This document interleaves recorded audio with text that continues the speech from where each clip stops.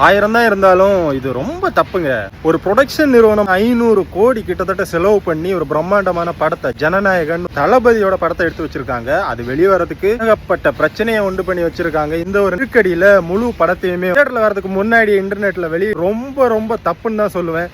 அதுக்காக நான் விஜய் ரசிகனும் கிடையாது.